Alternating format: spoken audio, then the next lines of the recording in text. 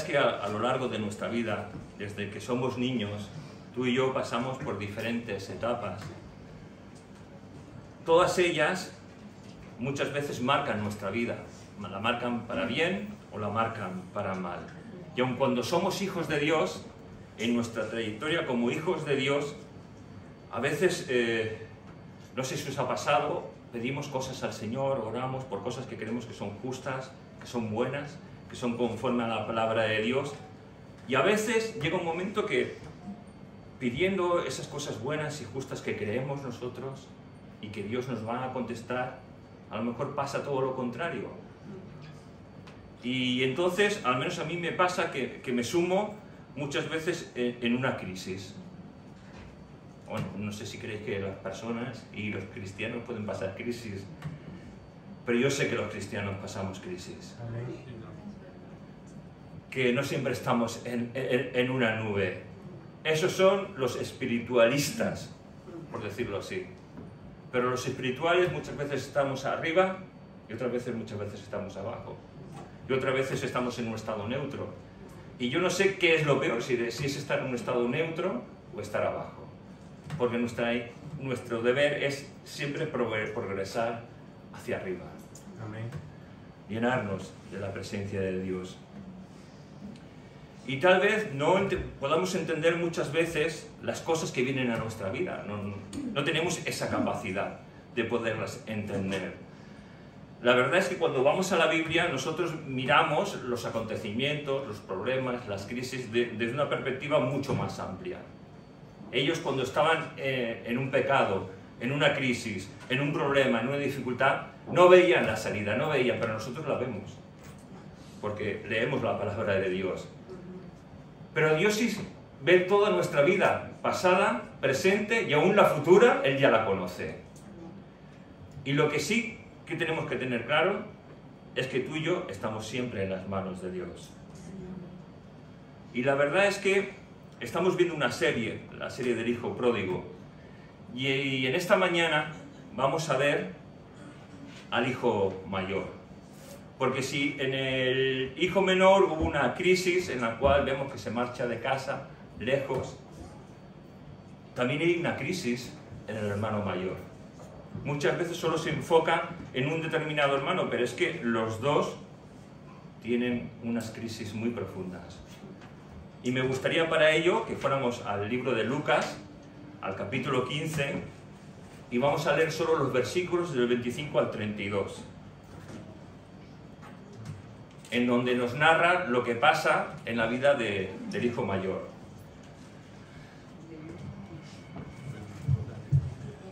Lucas 15, versículos del 25 al 32.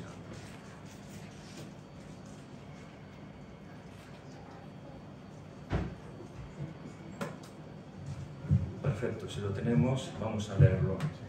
Y su hijo mayor estaba en el campo, y cuando vino y llegó cerca de la casa oyó la música y las danzas, y llamando a uno de sus criados le preguntó qué era aquello. Él le dijo: tu hermano ha venido, y tu padre ha hecho matar el becerro gordo por haberle recibido bueno y sano. Entonces se enojó y no quería entrar. Salió por tanto su padre y le rogaba que entrase, mas él respondiendo dijo al padre: he aquí tantos años te sirvo, no habiéndote desobedecido jamás, y nunca me has dado ni un cabrito para gozarme con mis amigos. Pero cuando vino tu hijo, que ha consumido tus bienes con rameras, has hecho matar para él el becerro gordo. Él entonces le dijo: hijo, tú siempre estás conmigo y todas mis cosas son tuyas. Mas era necesario hacer fiesta y regocijarnos, porque tu hermano era muerto y ha revivido, se había perdido y es hallado. Amén. Y la verdad es que si tú piensas en el global de esta parábola, aún nos queda ver en el próximo domingo, si Dios quiere, la figura del Padre. Estamos viendo el Evangelio, estamos viendo la gracia, estamos viendo el Evangelio de salvación y la gracia inmerecida que viene de Dios hacia los hombres. ¿Sabes una cosa? Mirando a este hijo mayor, él vivía con su padre, estaba trabajando en su casa, en la casa con su padre, y la verdad es que aún así estaba muy lejos de tener una relación con el padre. Estaba perdido. Sí, si el hijo menor estaba perdido, el hijo mayor también estaba perdido. Y la cuestión es que cada uno de los dos tenía que volver en sí, pedir perdón a Dios, pedir perdón a su padre y acercarse de nuevo a la casa del padre.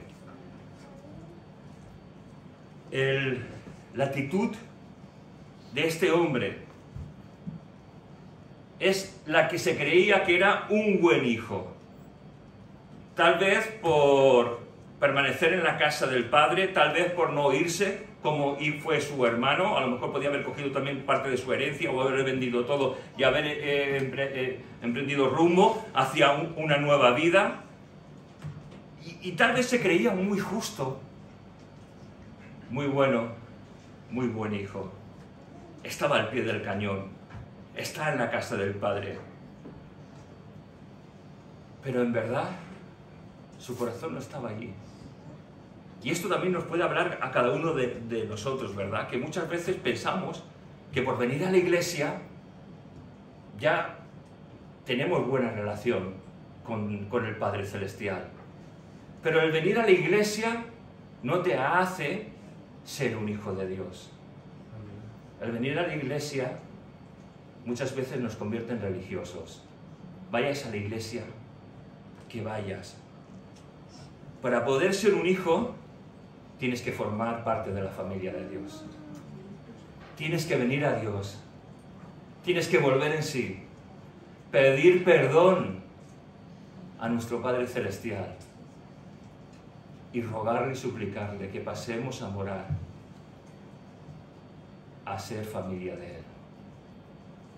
Y fíjate que este hombre que estaba en esa casa tan comprometido, estaba muy lejos de la comunión con el Padre. Y no sé si los que estamos siempre en casa podemos ver ciertas actitudes de ciertos hermanos nuestros. Porque yo creo que este hermano mayor vería muchas veces la actitud de su hermano más joven. La actitud tal vez de escaquearse, de no hacer las tareas de casa. Y tal vez pensaría, para que esté así en casa mejor que se vaya. Y tal vez nuestra actitud muchas veces como hijos de Dios es de ser un poco intolerantes con aquellos que tal vez no funcionan como nosotros. Si es así, estamos lejos de la casa del Padre y necesitamos volver en sí, porque yo no soy mejor que mi hermano que no actúa como yo pienso que tiene que actuar, ni que obra como yo. Y fíjate que me gustaría hacer preguntas, ¿no? Preguntarme a mí mismo y preguntaros a vosotros para que os respondáis en vuestra mente. ¿Dónde estaba el hermano mayor cuando su hermano más joven quiso marcharse de casa? ¿Cuál fue su actitud como hermano mayor? ¿Fue a hablar con él, a insistir que no se fuera, a que se quedase en casa, en que trabajara tal vez en las cosas que fueran más fáciles, pero que no se fuera, que podría herir al padre? ¿Qué es lo que tienen que hacer los hijos mayores? Me pregunto, yo no soy hijo mayor. Pero ¿qué es lo que tienen que hacer los hijos? Y yo veo a mi nieto Misael, como con su hermano más pequeñito, cómo lo cuida, cómo lo mima, cómo lo protege. ¿No creéis que eso es lo que tiene que hacer un hermano mayor? Proteger, cuidar, guardar, mimar. Esa es la actitud de aquel que es espiritual. Entonces, ahora, otra pregunta, ¿somos espirituales? Dios quiera que sí. Dios quiera que sí, que lo seamos. Pero fíjate que en la palabra de Dios los hermanos mayores, yo nunca me había dado cuenta, pero están mal retratados. Mal retratados. No sé si hay muchos hermanos mayores aquí. Sí, hay alguno hermano mayor. Madre mía. Pues, no, pues en la palabra de Dios no salís muy buen retratados. Fíjate, Caín mató a su hermano. Los hermanos de José, sus hermanos mayores, ya que era el pequeño, quisieron acabar con él. Incluso los hermanos de David, que eran mayores, aborrecían a su hermano. Pero hay una excepción de un hermano mayor en la palabra de Dios. Aquel que se dio por todos sus hermanos pequeños. Jesucristo. Ese no tiene mancha, sino que al revés. Él es el mejor de los hermanos mayores. La verdad es que la función de un hermano mayor en ese tiempo era el de cuidar a la familia y el de atender a sus hermanos más pequeños y a su tiempo cuidar de su padre. Porque la palabra de Dios nos dice que el cuidar de nuestros padres trae bendición sobre aquellos que somos sus hijos. Pero qué fácil es llegar a ser un hermano mayor con estas características no apropiadas. Crítico, mirando las debilidades de los otros, tal vez distorsionando la verdad, tal vez agrandando el pecado, sin misericordia, sin cariño ni afecto a su hermano. Y hermanos, nos podemos volver así, sin ser inmisericordias, no tener cariño ni afecto por aquellos que tal vez son más débiles que nosotros. ¿Cuál era la actitud de este hermano mayor? Era un hombre que juzgó a su hermano, era escéptico, fue crítico y fue indiferente con la llegada de su hermano. Pero ¿sabes una cosa? Este hermano mayor también estaba en crisis. Y aunque nadie lo ve, ni lo ve él mismo, ni se da cuenta de lo que hay dentro de su corazón. Y la verdad es que ese hijo mayor estaba experimentando una crisis igual o peor que la que tuvo su hijo menor. Y la verdad es que muchas veces tenemos que despertar de donde estamos. Y hay momentos en que la verdad que hay dentro de tu corazón, la verdad más profunda que hay en tu corazón y en mi corazón, sale al descubierto. Y este hijo mayor es un ejemplo de ello. Porque los dos en sí tenían que volver en sí. El hijo mayor vivía con el padre, pero estaba lejos. Tú y yo, que estamos en la casa de Dios, que venimos delante de Dios, estamos cerca del Padre, tenemos comunión los unos con los otros. La verdad es que nos dice la palabra de Dios que el hermano mayor estaba en el campo. Y cuando él vuelve a casa, se encuentra una sorpresa. Pero yo me pregunto, ¿qué es lo que hacía en el campo? No sé si lo habéis preguntado. Tal vez trabajaba, supervisaba, analizaba los proyectos. ¿Qué es lo que hacía? ¿Por qué tardó en volver a su casa? Y yo me pregunto muchas veces, en nuestra vida como hombres y mujeres, que tenemos cuando vienen las crisis profundas a nuestras vidas, un motivo que tal vez aquí también se da, es no querer volver a casa. ¿Para qué voy a volver a casa? Si lo que encuentro es distanciamiento, tal vez entre mis padres, no encuentro comprensión, tal vez cuando voy mi cónyuge lo único que hace es echarme en cara una serie de cosas. ¿Para qué voy a volver a casa? Estoy mejor trabajando, estoy mejor tal vez como este hombre en el campo, o tan solo llego justo a la hora para cenar e irme a la cama. Yo no sé si este es tu estado o mi estado, pero lo que sé es que tenemos que saber comunicarnos con las personas con las que convivimos.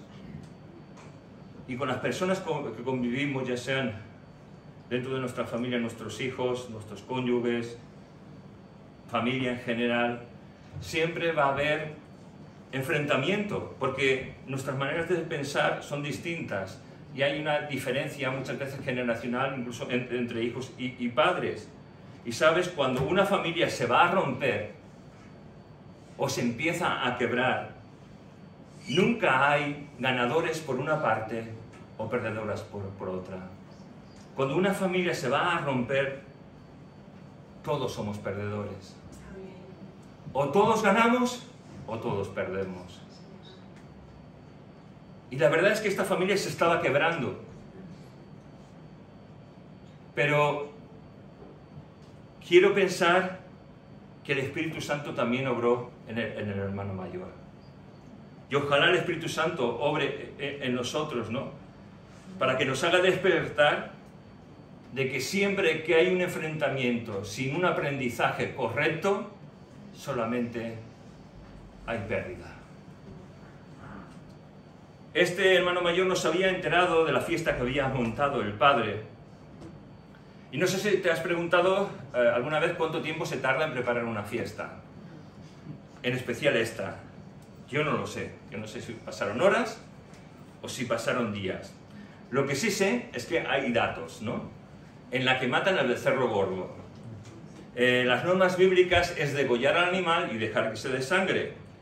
Y cuando pasa eso, al igual que cuando muere una persona, entra lo que se llama el rigor mortis. Es decir, la carne empieza a endurecerse y enfriarse por falta de oxigenación por medio de la sangre. Y solo la carne, cuando pasan 24 horas, está tierna para ser comida, mientras está más dura que una piedra. Yo no sé, esto es una conjetura que yo pienso, ¿no? No sé si pasaría 24 horas, un día, o pasaron horas. Pero lo único que sabemos es que él no estaba en casa. Y que cuando se acerca, oye un ruido de festejos. Y se sorprende. Y podría pensar a lo mejor, ¿desde cuándo no ha habido una fiesta en casa? Y en vez de entrar y de preguntar a su padre qué es lo que está pasando, hace llamar a uno de los criados. Busca información, pienso, en una persona equivocada, en vez de ir a buscar la información de primera mano. Eso es lo que pasa muchas veces cuando hay problemas y dificultades, ¿no? Siempre vamos a hablar con uno, con otro, en vez de ir al grano, a la persona. Si saber si esa persona ha hablado mal de mí, y me viene fulanito y me dice, oye, mira, que esa persona ha hablado de ti mal, entonces vamos, hablamos y intentamos buscar información, pero seamos bíblicos. Vayamos a esa persona, oye, tú has dicho algo de mí. Si es verdad, pues perdóname. Y si no es verdad, pues te estás equivocando. Pero no vayas tampoco tratando chismes. No vayas hablando de otras cosas. ¿Tienes un problema conmigo? Ven conmigo y acláralo. Porque es lo bíblico. Yo creo que también todos tenemos que aprender a no chismorrear. Que eso lo único que da ocasión es a que el diablo se vaya moviendo. ¿O queremos que el diablo se vaya moviendo? De ninguna manera. Lo que queremos es que la gracia de Dios se vaya moviendo en nuestra vida, en mi vida, en la vida de todos. La información que recibe, si la analizamos, la información que le da el criado es que se ha matado el becerro más gordo y se está haciendo una fiesta por la llegada de su hermano. A mí, si yo soy el hijo mayor y me dan esta información, me pongo como una moto. Pues tengo que ser sincero, y más siendo un poquito colérico como soy. Bueno, es igual, dejémoslo. Pero, ¿sabes? Hay información que se omite. No hay nada peor que omitir información. Lo que no dice el criado es la humildad con que ha venido su hermano. Lo que no dice es que ha venido arrepentido.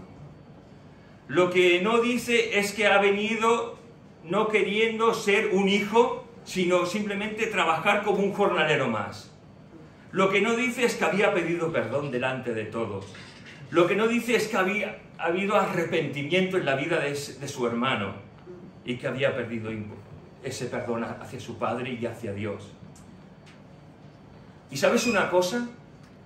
Para avanzar en la vida, cuando muchas veces tenemos tú y yo una crisis o un conflicto, para no quedarnos en una posición de caos y de error y de dolor, necesitamos pedir perdón.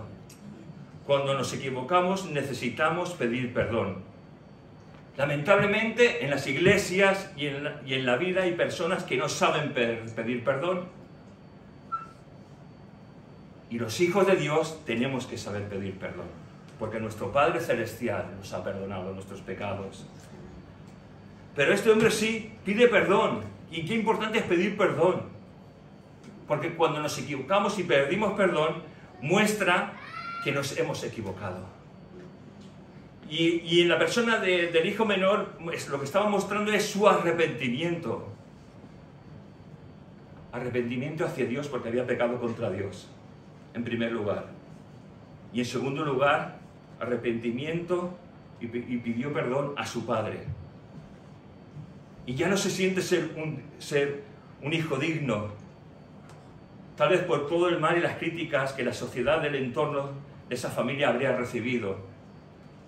Porque lo que hizo este hijo pequeño, pedirle la herencia, fue algo grave. Era un insulto contra su casa, contra su padre, contra su hermano. Y la condición de lo que tenían que haber hecho era haber matado a ese hijo menor, porque había pecado contra Dios y contra ellos.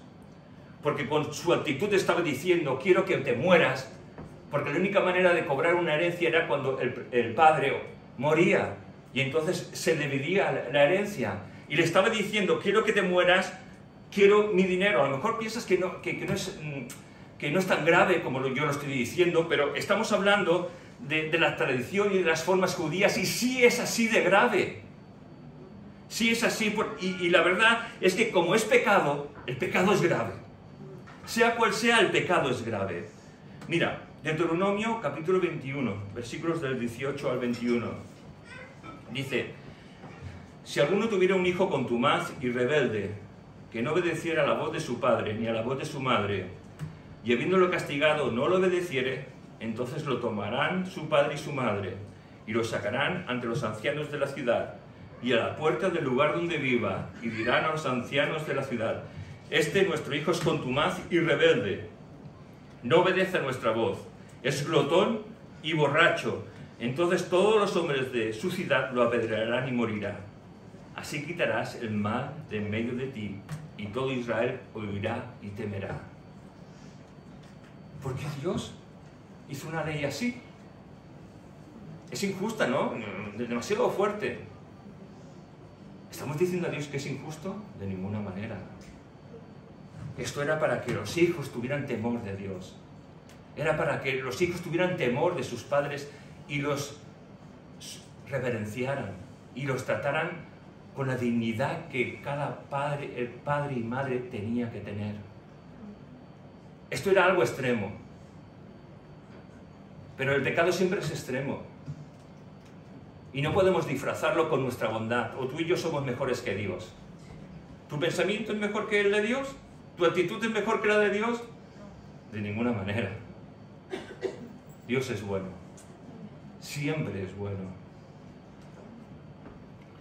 Y además, este hijo pequeño lo sabía, porque desde que uno es niño, es criado en la ley judía, es enseñado, y se arriesgaba a que su padre hubiese reaccionado así, y se arriesgaba a que su hijo, a que su hermano mayor, lo hubiese forzado y arrastrado delante de los ancianos para que fuera castigado. Pero qué actitud tan increíble la del padre, ¿verdad? Hace matar al becerro más gordo, aquel que se solía matar en ocasiones especiales. Es por eso que se altera un poco el hijo mayor. ¿Sabes? Lo que veo en estos versículos es que todos están alegres en esa familia, en esa comunidad, porque vuelve el hijo. El padre está alegre, los criados están alegres, la gente que ha venido a la fiesta está alegre, pero el único que no se alegra es el hermano mayor. Y la verdad es que yo no sé cómo te consideras. Muchas veces nos consideramos buenas personas, ¿verdad? Tenemos ese concepto de nosotros, que somos buenos. Pero la Biblia dice que no hay bueno ni aun uno. Pero aún así yo me considero bueno. ¿O no te consideras bueno? Claro que sí. Pero, ¿sabes? Tenemos que estar a prueba muchas veces para que se vea lo que hay en nuestro corazón. Para ver si somos tan buenos. Si tenemos tanto amor, tanta paciencia, tanta templanza. El hijo mayor no era tan bueno como parecía. Ahora mismo estaba desobedeciendo a su padre cuando le invitaba a entrar a la fiesta y este le decía que no.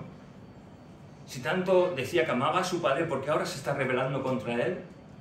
Y es que dentro del corazón de ese hijo mayor, y aunque a los ojos de toda su comunidad parecía un hombre intachable, un hombre digno, un hombre y hijo perfecto, no lo era. Que Dios nos ayude, ¿verdad?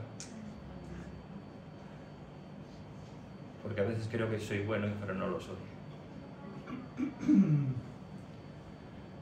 Y en ese momento sale a la luz lo que hay en lo más oculto de su corazón y se pone al descubierto.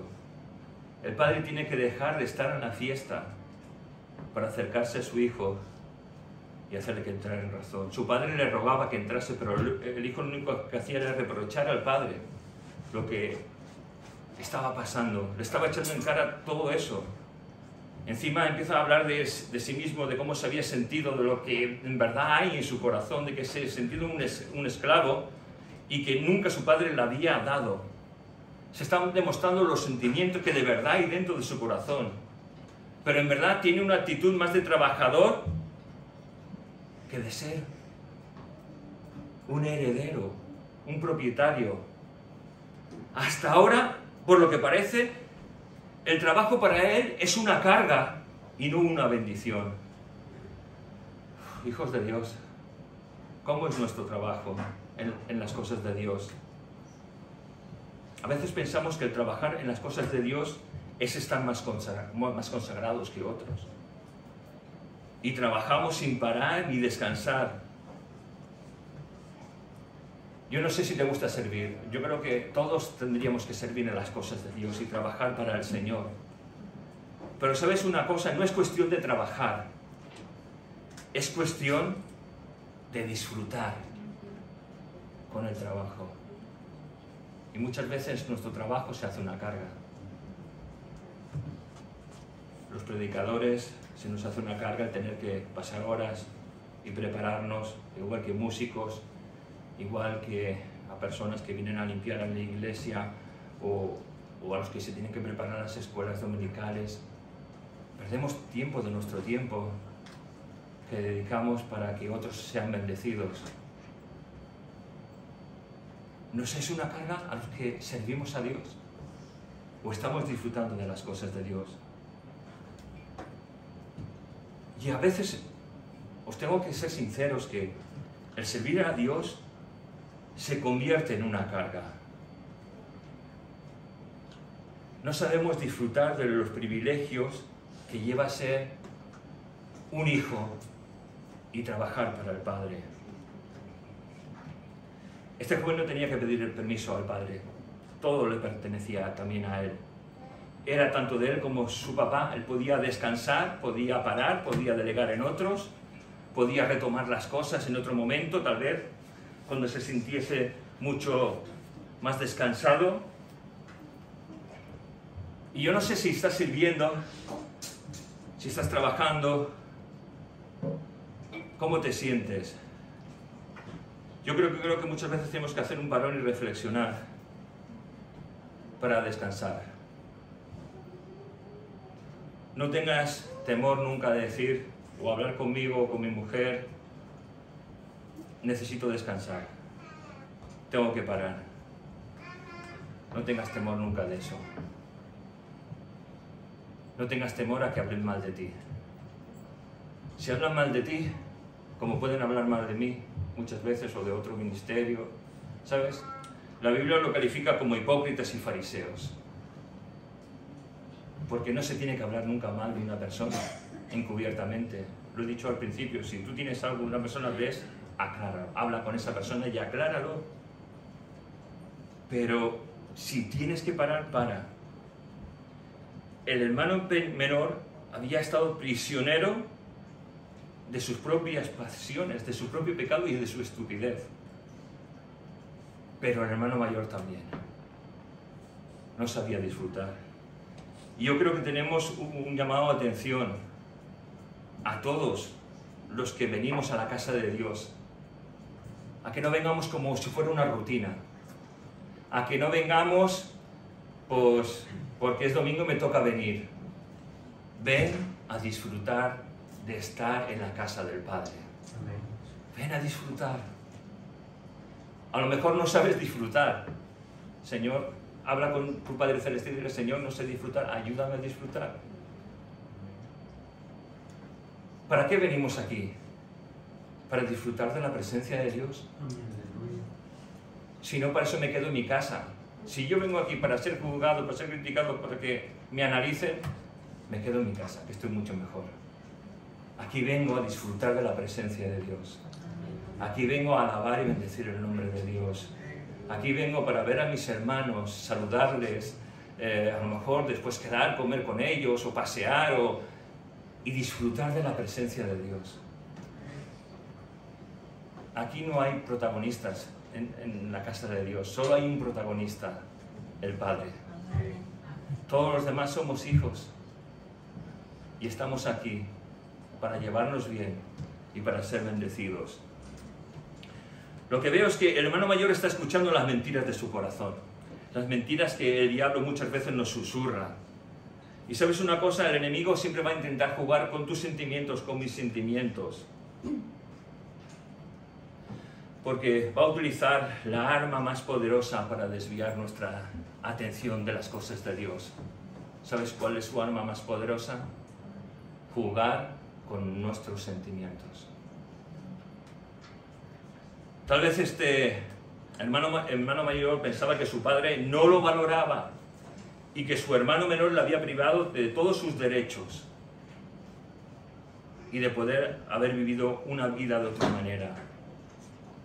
Pero este hermano mayor se había olvidado por un momento que su hermano menor había conocido la inmundicia, la desesperación, el temor, la soledad, el estar comiendo al lado de cerdos y el oler como un cerdo. Olvidó por un momento que aunque el becerro gordo lo había sacrificado en ese momento su padre, también ese becerro le pertenecía. Que el mismo anillo que llevaba su hermano menor también era suyo y podía disfrutar de otros anillos que tenía el padre. Que la ropa que había en casa también era suya. Había olvidado quién era. Hijo de Dios, nunca olvides lo que eres. Eres hijo del Rey. Eres hijo de Dios. No eres hijo de cualquiera, eres hijo de Dios. Mira lo que el hijo mayor dice a su padre, porque pienso que se siente tan mal, porque no ha entendido cuál es su estado de verdad, que se siente como un esclavo. O sea, no se siente incluso como un trabajador, como un jornalero, sino como un esclavo, porque dice que nunca ha desobedecido, nunca te ha desobedecido papá, y aún así él creía que era un hijo obediente. Y es que el pecado, y es que nuestros sentimientos, cuando el diablo y nuestra carne lo manipulan, distorsionan la realidad. No nos deja ver la realidad de las cosas. Él era el propietario junto con su padre de todo. Y se estaba autoengañando. Eso se llama distorsión cognitiva.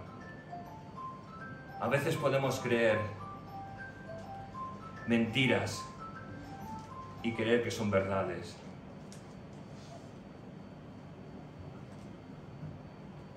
No nos autoengañemos, porque nos podemos autoengañar y vivir durante largos días, durante largos años, como miserables. Estamos llamados a vivir en la casa del Padre. Mira, hay 4 áreas, que muchas veces no nos damos cuenta que todos tenemos. Hay un área pública. Es lo que yo conozco o lo que tú conoces de ti mismo. Y en esa área pública está también lo que los demás conocen de ti. Hay un área ciega. Y en esa área ciega está lo que los demás conocen de mí, pero que yo desconozco. No sé si me estáis entendiendo. Hay otra área que podemos llamar oculta, que es lo que yo conozco de mí y oculto a los demás.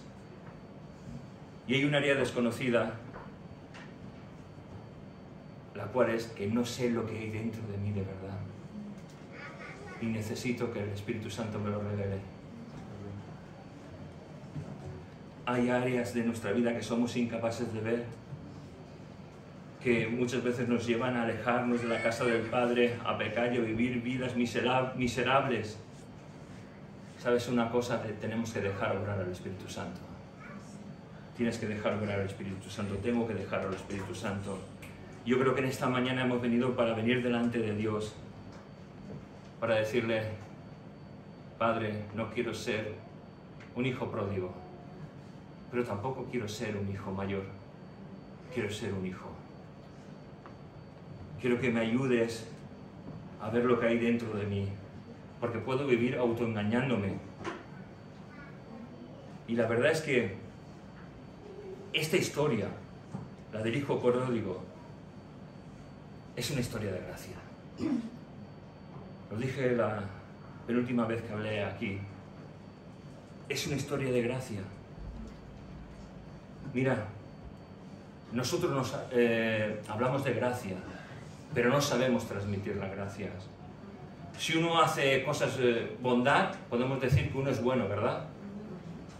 Si uno es justo, podemos decir que uno hace justicia. ¿Sí? ¿Estáis aquí? Os habéis ido ya a casa.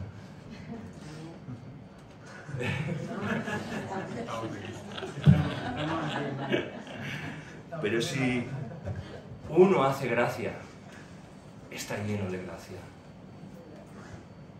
Yo no sé de lo que estás lleno.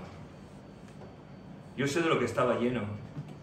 El hijo mayor estaba lleno de bondad, o al menos eso creía y pensaba que era bueno. En su actitud él pensaba que era justo y que estaba haciendo justicia, pero en verdad no hacía justicia, ni hacía bueno. Pero tú y yo estamos llamados para vivir en gracia y para dar gracia.